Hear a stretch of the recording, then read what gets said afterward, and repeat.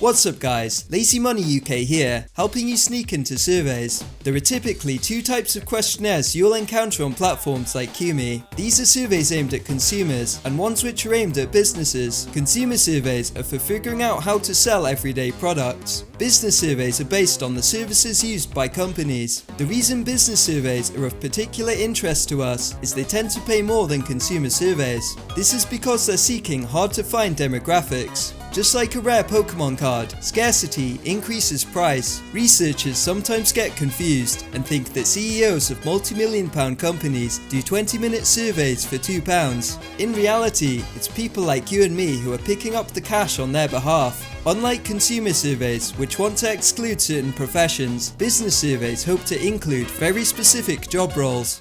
Ideally, the survey router will drop a not so subtle hint on what job you need. In extreme cases, they will literally tell you which answers to click.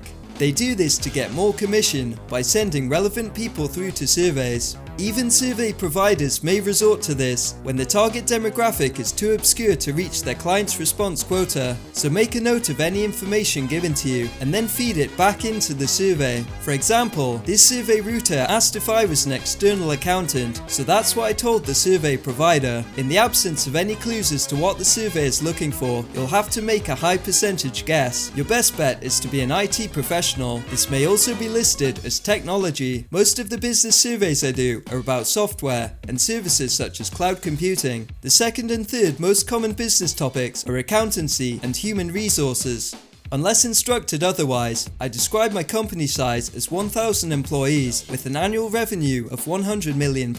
This is an arbitrary choice, but it seems to work most of the time. I will sometimes scale this down to stay within the range that the question focuses on. As with consumer surveys, it's essential that you have the final say in purchasing decisions. For this to be plausible, you will need to choose a high-ranking career level such as senior manager, director, or CEO. You may come across qualification questions designed to test your knowledge on the subject. Don't hesitate to look up terms that you're unfamiliar with.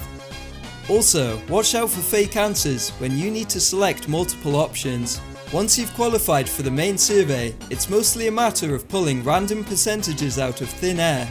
There will be questions that you don't understand, so just try your best for the researchers. And I gave that man directions, even though I didn't know the way, cause that's the kind of guy I am this week. Sometimes they will want you to write a response to an open-ended question. Here are some words and phrases you can use to sound like a real business person.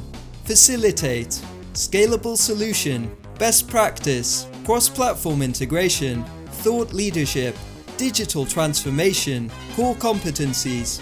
Hopefully this helps you to harness the money-making potential of business surveys. Post any questions you have in the comments section and I'll be sure to answer them. I'll see you next time with some more lazy money-making tips.